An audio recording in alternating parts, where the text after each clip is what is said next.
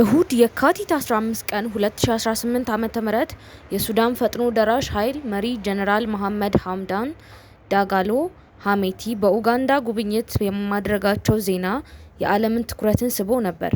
የሱዳን የውጭ ጉዳይ ሚኒስቴር ስለዚሁ ጉዳይ ፈጥኖ መግለጫ መስጠቱን የዘገበው አልጀዚራ ኡጋንዳንና መሪዋ ፕሬዝዳንት ዩዌሪ ሙሴቬኒ በዘር መጨፍጨፍና በሰብአዊ መብት ወንጀሎች ተጠያቂ የሆነ ሰው ተቀብለው ማስተናገዳቸው በሰብአዊነት ላይ የተቃጣ ስድብ ነው ማለቱን ገልጿል። የሄሜቲ ኡጋንዳ ጉዞ የሱዳን መንግስትን ወይም የሱዳን መሰረታዊ ሰራዊት ከማስቆጣት ባለፈ ከነሱ ጀርባ ተሰልፈው የፈጥኖ ደራሽ ኃይሉን የሚያስወጉ ኃይሎች ጥያቄ እንዲያነሱ የሚጋብዝ ነው ተብሏል። ይሁን እንጂ እንደ ክራይሲስ ግሩፕ ያሉ የጥናት ማዕከላት ይህን መሰሉ አጋጣሚ በተቃራኒው በተሰለፉትም ተፈጥሮ እንደነበር ያመለክታሉ። የሱዳን መንግስታት ባለስልጣናትም በተቃራኒው እንደ ኳታር በመሳሰሉ አገሮች የቅርብ ጊዜ ጉብኝት አድርገው እንደነበር የጥናት ተቋሙ ያስታውሳል። በዚህ መነሻነትም የሄሜቲ የኡጋንዳ ጉዞ ለ3 ዓመታት የቀጠለው የሱዳን ጦርነት እንደ ኡጋንዳ ያሉ አዳዲስ ሀገሮችን እየሳበ ነው የሚል ግምት እንደሰጠው ሁሉ የሱዳን ባለስልጣናት የኳታር ጉዞም በተመሳሳይ እንደ ኳታር ያሉ አዳዲስ ሀገሮች ወደ ሱዳን ጦርነት እንዲገቡ የሚጋብዙ ነው የሚል ግምት ማስጠጡን አስመልክቷል። እንደ አውሮፓውያን አቆጣጠር ከጃንዋሪ 26 እስከ 27 ቀን 2018 በኳታር ዶሃ ጉብኝት ያደረጉት የሰራዊት መሪ ጀነራል አብዱል ፈታህ አልቡርሃን እንደነበሩ መረጃው ያሳያል። በዚህ አጋጣሚ ደግሞ የሱዳን ጦርነት እንደ ኳታር ያሉ ሀገሮችን እየሳበ ነው የሚል ግምት መቀስቀሱን ጠቁሟል። የሱዳን ጦርነት መባባሱንና ጂኦፖለቲካዊ አድማሱም እየሰፋ መሆኑን በሚመለከት ዝርዝር መረጃዎችን ያወጡ አንዳንድ መገናኛ ብዙኃን ቀደም ብሎ በጦርነቱ እጃቸውን ካስገቡ እንደ ሳውዲ አረቢያ፣ ግብጽ፣ ኤርትራ፣ የተባበሩት አረብ ኤሚሬትስ የመሳሰሉት ሀገሮች በተጨማሪ እንደ ቱርኪና ኳታርን የመሳሰሉ ሀገሮች እጅም እየሳበ መሆኑን ዘግበዋል። የሱዳን ጦርነት ብቻ ሳይሆን በአፍሪካ ቀንድና በቀይ ባህር ቀጣና የተባባሰውን ውጥረት ወደ ሌላ አቅጣጫ የሚወስዱ አዳዲስ ክስተቶች በየቀኑ እየተፈጠሩ መሆናቸው በሰፊው እየዘገበ ነው።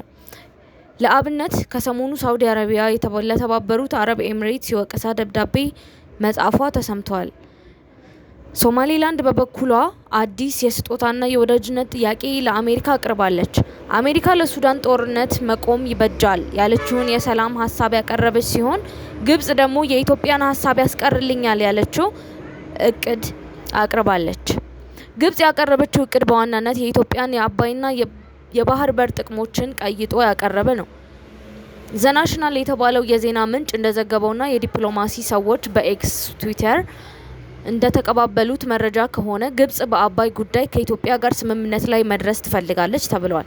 የግብጽ ባለስልጣናት በቅርቡ የአሜሪካ ፕሬዝዳንት ዶናልድ ትራምፕ በታላቁ ህዳሴ ግድብ እንዲሁም በአባይ ውሃ ጉዳይ ያቀረቡትን የማደራደር እቅድ ኢትዮጵያ ተቀብላ ወደ ድርድሩ የምትገባና ከስምምነት የምትደርስ ከሆነ በልዋጩ የኢትዮጵያን የባህር በር ፍላጎት እንዲሳካ እንደግፋለን ማለታቸውን ዘገባው ያካትታል። ግብጾች አባይንና በታላቁ ህዳሴ ግድብ ጉዳዮች ያላቸውን ፍላጎት በባህር በር ስጦታ ለኢትዮጵያ መለወጥ እንደሚፈልጉ ነው የተናገረው። በአባይ ጉዳይ እንስማማ እንጂ የኢትዮጵያ የባህር በር እንድታገኝ በዙሪያዋ ያሉ ጎረቤት ሀገሮች ለማሳመን ስራ እንሰራለን ብለዋል። ይህ የግብጾች ጥያቄ ደግሞ በአባይ ጉዳይ የሚነሳውን የቆየ ዲፕሎማሲያዊ ውዝግብ ታኮ የቀረበ ብቻ ሳይሆን በምስራቅ አፍሪካና በቀይ ባህር ክልል በየቀኑ የሚለዋወጠውን የኃይል አሰላለፍ ለመቀየር ታስቦ ጭምር መቅረቡ ተዘግቧል። ግብጾች ከቅርብ ጊዜ ወዲህ ከሳውዲ አረቢያ የሚያገኙትን ድጋፍ ብቻ ሳይሆን ከቱርኪ ጋር እየተለዋወጠ የመጣውን ቅርርባቸውን በኢትዮጵያ ለከተሉት ፖሊሲ ለመጠቀም እንደሚፈልጉ ተናግረዋል። ግብጾች በኢትዮጵያ ዙሪያ ባሉ እንደ ሱዳን፣ ኤርትራ፣ ሶማሊያና ጅቡቲ በመሳሰሉት ሀገሮች የሚደረጉትን ጣልቃ ገብነት ተጠቅመውና የነሳውዲና የቱርኪን አጋርነት ተመርኩዘው በኢትዮጵያ ላይ ጫናቸውን ለማጠናከር እየሞከሩ ነው ተብሏል። በሱዳን ጦርነት ጉዳይ ግብጾች ከሳውዲና ከቱርኪ መሳሰሉት ሀገሮች ጋር ተባብረው በአረብ ኤሚሬትስ እንዲሁም በእስራኤልና በኢትዮጵያ ላይ ዲፕሎማሲያዊ ግፊት እያካሄዱ ነው ተብሏል። ግብጾች በአባይ ጉዳይ ከተስማማን ወደብ እንዲሰጣችሁ እናደርጋለን የሚለው እቅድ ባለፈው ሳምንት ለኢትዮጵያ መላካቸው ታውቋል።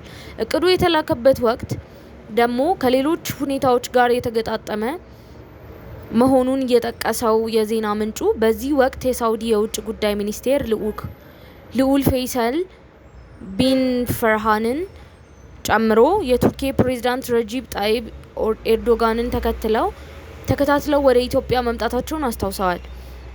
እነዚህ ሁሉ ዲፕሎማሲያዊ ጉዞዎች ደግሞ በሱዳን ጦርነትና በሶማሌላንድ አገርነት እውቅና ጉዳዮችን የተለየ አቋም ያራምዳሉ በሚባሉት የኢትዮጵያ በእስራኤልና በአረብ ኤሚሬትስ ላይ ጫናዎችን ለማከታተል ታስበው የሚሰሩ ርብርቦች እንደሆኑ ነው የሚነገረው። የሳውዲ አልጋ ወራሽ መሐመድ ቢን ሰልማን ከጥቂት ሳምንታት ቀደም ብሎ ለአረብ ኤሚሬትስ በቀጥታ የጻፉት ነው ተብሎ ከሰሞኑ በሰፊው የተሰራጨው የሳውዲ የቅሬታ ደብዳቤ በበኩሉ የየመንና የሱዳን ጦርነት በዋና አጀንዳነት የያዘ ነው ተብሏል። የተባበሩት አረብ ኤሚሬትስ በየመንና በሱዳን ጦርነት የምትከተለው ፖሊሲ የሳውዲን የደህንነት ጥቅም እየጎዳ መሆኑን በደብዳቤው ተመልክቷል ተብሏል። የተባበሩት አረብ ኤሚሬትስ በየመንም ሆነ በሱዳን የምታደርገውን ጦርነት የማባባስ ሚና እንድታቆምም ይጠይቃል ነው የተባለው። አረብ ኤሚሬትስ በሁለቱ ግጭቶች የምትከተለውን ጣልቃ ገብነት ካላቆመች ሳውዲ አረቢያ ጠንካራ እርምጃ ለመውሰድ እንደተዘጋጀች፣ ከሱዳን ግጭት አረብ ኤሚሬትስ እጇን ካልሰበሰበች ሳውዲ እንደማታስታግሳት ነው የልዑል ደብዳቤ የማስፈራሪያ መልእክት እየተባለ ነው። ሳውዲ በውጭ ጉዳይ ሚኒስቴሯ ፈይሰል ቢን ፈርሃን በኩል ከኢትዮጵያ ከፍተኛ ባለስልጣናት ጋር ስለ ሱዳን ጦርነትና ስለ ቀጠናዊ ጉዳዮች በቅርቡ ንግግር ማድረጓ ይታወሳል። ከ2 ሳምንት ቀደም ብሎ በሪያድ ከኢትዮጵያ አቻቸው ጌዲዮን ጢሞቴዎስ ዶክተር ጋር ተገናኝተው የተነጋገሩት ሲሆን ባለፈው ሰሞን ደግሞ በአዲስ አበባ ከጠቅላይ ሚኒስትር አብይ አህመድ ጋር ተገናኝተው መነጋገራቸው ይታወሳል። ሳውዲ ሰኞ ዕለት ምክትል የውጭ ጉዳይ ሚኒስቴሯን ዋሊድ ኤከርጂን ወደ አዲስ አበባ የላከች ሲሆን ዲፕሎማቱም ከውጭ ጉዳይ ሚኒስቴሩ ጌዲዮን ጢሞቴዎስ ዶክተር ጋር ተገናኝተው መነጋገራቸውን ተሰምቷል። ዋሊድ ከሳምንት ቀደም ብሎ ወደ አስመራ ተጉዘው ከኤርትራ ከፍተኛ ባለስልጣናት ጋር መገናኘታቸው የሚታወስ ሲሆን በዚሁ ጊዜ ደግሞ አለቃቸው ልዑል ፈይሰል ወደ ኢትዮጵያ መምጣታቸው አልዘነጋም።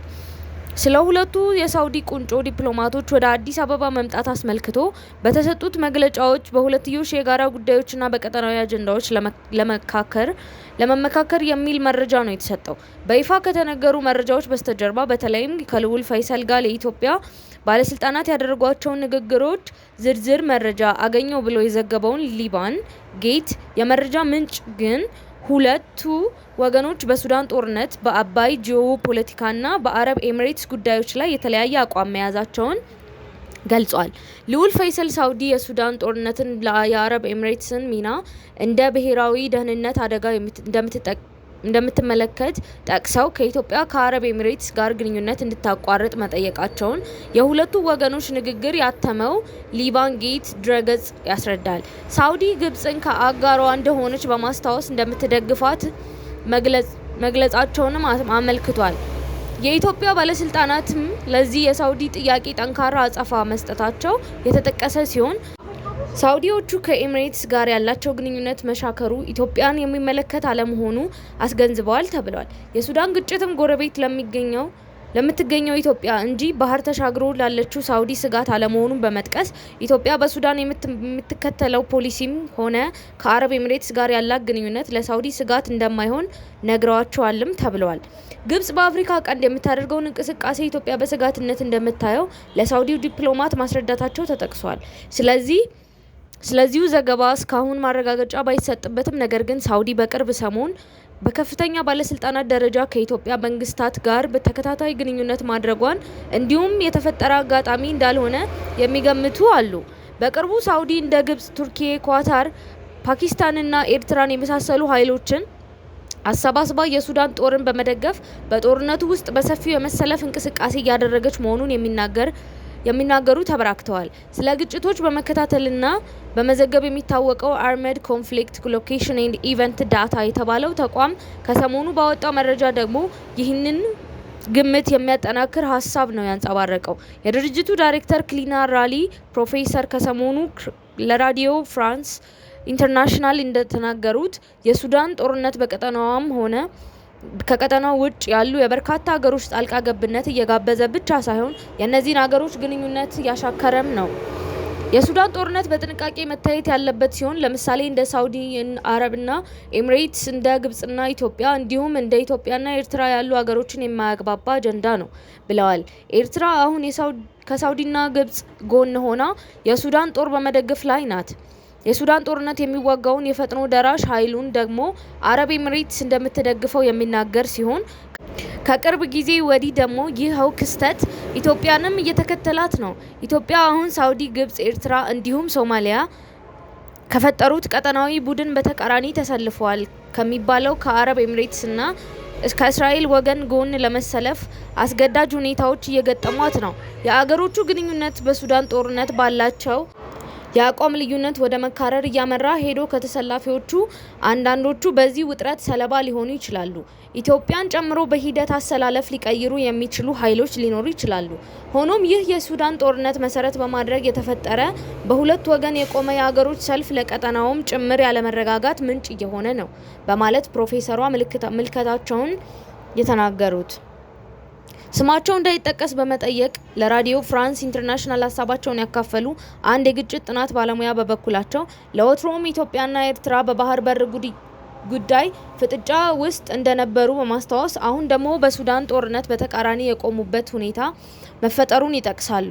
ይህ ሁኔታ አንዱ ለሌላው ተመጋጋቢ የግጭት መካረሪያ ምክንያት ሆኖ እስከቀጠለ ድረስ ደግሞ የሁለቱ ሀገሮች ውጥረት ወደ ቀጥታ ጦርነት ሊሸጋገር እንደሚችል ነው ግምታቸውን ያስቀመጡት።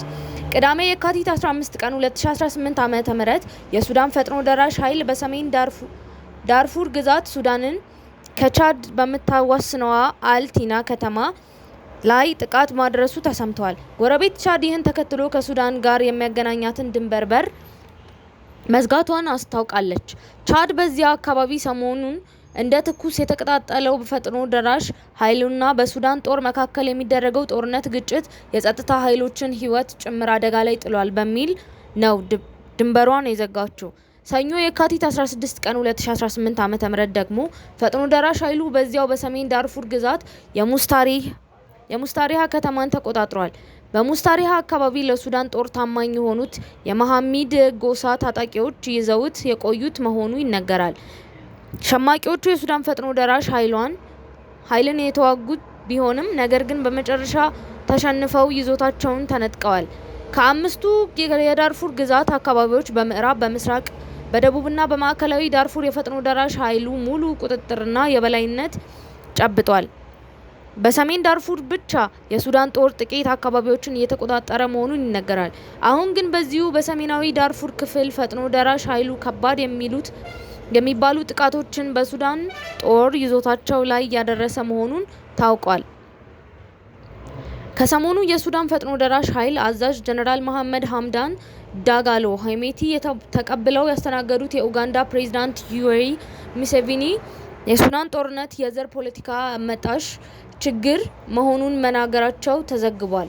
ግጭቱ የሚቆመው ደግሞ በንግግርና በሰላማዊ መንገድ ብቻ እንደሆነ ተናግረዋል ተብሏል።